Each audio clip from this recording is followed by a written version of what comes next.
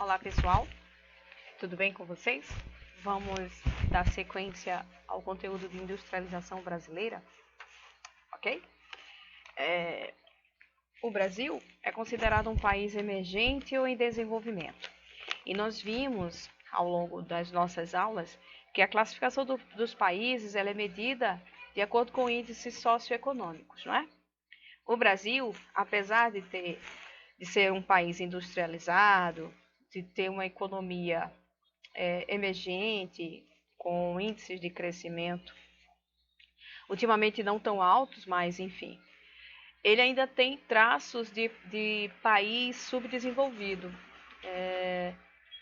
E se a gente levar em consideração, por exemplo, as desigualdades socioeconômicas que nós vimos na nossa sociedade, fica bem claro que nós temos resquícios e traços de subdesenvolvimento, né?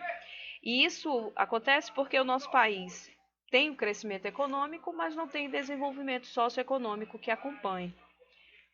Ele gera renda, mas ele não consegue distribuí-la de forma satisfatória, tá certo? E aí, quando a gente vai estudar a industrialização brasileira, a gente vai ver as causas desse processo. Por que o Brasil ainda é um país emergente, ainda é uma promessa do desenvolvimento socioeconômico, tá bom? Vamos dar uma olhadinha no início, né? Apesar de ser considerado um país emergente, ele está há quase um século atrasado industrialmente e tecnologicamente em relação às nações que ingressaram no processo de industrialização no momento em que a primeira revolução industrial entrou em vigor na Europa, né? Especificamente na Inglaterra. Os países como Inglaterra, Alemanha, França, Estados Unidos, né, e Japão são países centrais porque iniciaram pioneiramente esse processo de industrialização e souberam aproveitar o capital gerado por esse processo de industrialização, ok? E aí a gente vai ter as indústrias no Brasil se desenvolvendo a partir de mudanças estruturais de caráter econômico, social e político, que ocorreram principalmente nos últimos 30 anos do século XIX. Vamos lá dar uma aprofundada nisso. O conjunto de mudanças que aconteceu especialmente nas relações de trabalho, com a expansão do emprego remunerado, que resultou em aumento do consumo de mercadorias, a abolição do trabalho escravo e o ingresso de estrangeiros no Brasil. E aí a gente vai ter com destaque os italianos, os alemães e os japoneses. Dentre muitas outras nacionalidades que vieram para cá, né? Compunham a mão de obra especializada que vai ajudar no processo de industrialização do nosso país, além de contribuir também com o povoamento, especialmente naquela região sul do país, tá certo? E aí nós vamos ter 4 etapas específicas da industrialização brasileira. A primeira delas vai de 1500 até 1808, quando o país ainda era colônia de Portugal, tá certo? Dessa forma, a metrópole portuguesa ela não aceitava a implantação de indústrias, salvo em casos especiais como os engenhos de açúcar, né, no litoral brasileiro. E a produção ela vai ter que ser de um regime artesanal. Isso porque os portugueses temiam que com a produção industrial os colonos aqui se revoltassem e quisessem a independência, certo? Aqui a gente tem a representação de um engenho de açúcar, que vai caracterizar a economia de 1500 a 1800. A segunda etapa ela vai surgir com uma fase que se desenvolveu entre 1808 a 1930, né? Mais de um século. Ficou marcada pela chegada da família real portuguesa em 1808.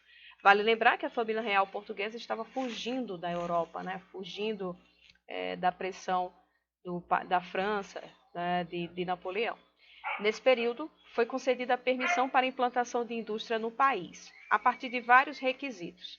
Dentre muitos, a gente vai ter a criação, em 1828, de um tributo com taxas de 15% para mercadorias importadas, e em 1844 a taxa tributária subiu para 60%, denominada de tarifa Alves Branco, tá? Outro fator determinante nesse sentido, já nessa segunda etapa, foi o declínio do café, o declínio da economia cafeeira. Nesse momento em que muitos fazendeiros deixaram as atividades do campo e, com seus recursos, entraram no setor industrial, que prometia grandes perspectivas de prosperidade. esse fator cafeeiro ele vai ser determinante para o início, para o pontapé inicial da indústria brasileira. Ela vai surgir a partir da crise do café. É bom lembrar disso, especificamente para quem vai fazer o seriado e o Enem, tá certo? As primeiras empresas brasileiras limitavam-se à produção de alimentos, de tecidos, além de velas e sabão. Em suma, era uma produção sem grande tecnologia empregada. Aliás, a ausência de produção tecnológica no país vai ser determinante para nosso atraso, tá certo? Nosso atraso em termos de industrialização. Até hoje a gente sabe muito bem disso, né? Isso é um entrave na economia brasileira. A falta de investimentos na produção tecnológica, obviamente, vai deixar o nosso país com um atraso secular em relação à indústria, em relação à geração e à produção de renda, ok? Aqui a gente tem um exemplo de um engenho também da época, né? E desse caso de uma fazenda específica de café, tá certo? Terceira etapa, período que ocorreu entre 1930 e 1955. É o momento em que a indústria recebeu muitos incentivos dos ex-cafeicultores, também em logística. Assim, houve a construção de vias de circulação de mercadorias, matérias-primas e pessoas, provenientes das evoluções nos meios de transporte, que facilitaram a distribuição de produtos para várias regiões do país. Muitas ferrovias que anteriormente transportavam café, nessa etapa passaram a servir os interesses industriais. Então a gente vai ver a estrutura criada para o café sendo utilizada para escoar a produção industrial. Foi instalada no país a Companhia Siderúrgica Nacional, isso é um fato importante para a indústria brasileira, eu queria que vocês prestassem atenção. Ela foi construída entre os anos de 1942 e 47, empresa de extrema importância no sistema produtivo industrial, uma vez que ela ia abastecer as outras indústrias com matéria-prima específica, né? Principalmente os metais. E no ano de 1953 foi instituída uma das mais promissoras empresas estatais brasileiras, a Petrobras, tá certo? Hoje uma multinacional que traz rendimentos gigantescos para o país. Aqui é uma imagem da construção da Companhia Siderúrgica Nacional, ok?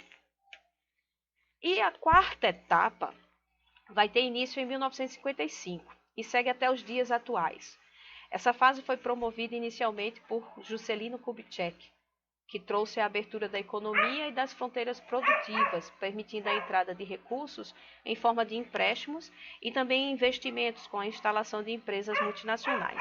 Aqui eu queria fazer um parêntese com vocês, porque vai iniciar um processo de endividamento do Estado brasileiro e de invasão do mercado nacional por empresas multinacionais, tá certo? Já no governo Juscelino Kubitschek. Com o ingresso dos militares no governo do país, né, com a ditadura militar que se instaurou em 1964, um regime antidemocrático e um regime de exceção, extremamente violento e agressivo, vocês sabem bem disso. E ao contrário do que se propaga, ao contrário do que algumas pessoas teimam em falar, foi um regime que trouxe bastante prejuízo à economia brasileira. Quer ver só?